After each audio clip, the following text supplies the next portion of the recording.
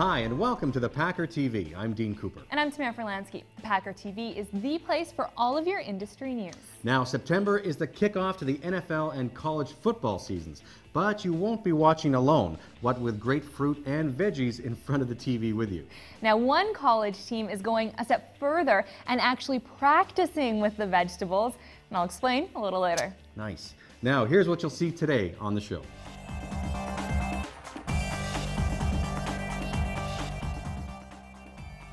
Carrots take on junk food.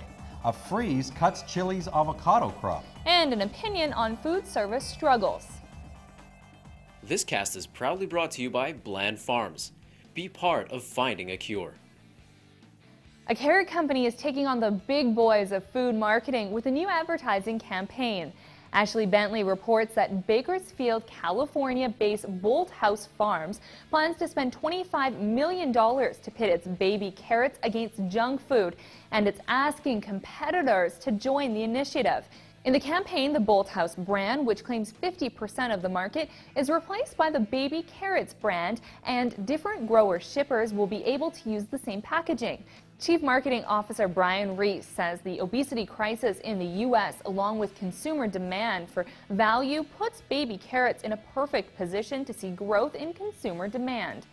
The campaign kicked off Labor Day weekend in 3 test markets: Syracuse, New York, San Antonio, Austin, Texas, and Cincinnati. Leading up to the late September Chilean avocado harvest, U.S. importers expected a lighter crop. Now, after a July freeze, they're setting their sights even lower. Chile's National Federation of Fruit Producers reports the freeze affected as much as 40% of orchards, which could put the crop in the 150 million pound range, down from last year's 215 million. However, year-round marketers say winter avocado volumes in the U.S. should still be steady because of the larger California crop. Dave Culpepper with Westpac Avocado says they have planned to hold off due to California's large crop. The market has plenty of avocados right now.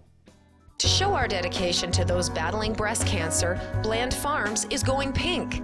Be sure to display our limited edition pink-colored onion bags in support of the Breast Cancer Research Foundation. Be a part of finding a cure. Betting on a potential run to a national championship, the Idaho Potato Commission has huddled up with the Boise State University Broncos in a football-themed promotion that kicked off Labor Day. As you can see, Boise State players were recently filmed working out by running stadium steps with bags of potatoes. And this video will be sent to ESPN and other media outlets on the East Coast, but now you've seen it here first. National editor Tom Carr says Frank Muir, president of the Idaho Potato Commission, presented its marketing programs in early September at the Idaho Grower Shippers Association's annual convention. The commission will partner with Boise State and the University of Idaho football programs this fall. Stamilt growers' new characters Clem and Milty are 2 growers with the internet and way too much time on their hands. When the 2 attempt to make their own viral videos based on already famous ones, they create orchard mayhem, all the while promoting Stamilt apples.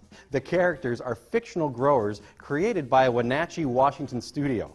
Roger Pepperell, Stamilt marketing director, says Clem and Milty are fun characters that have a tough time successfully recreating these videos, many of which have become sensations on YouTube.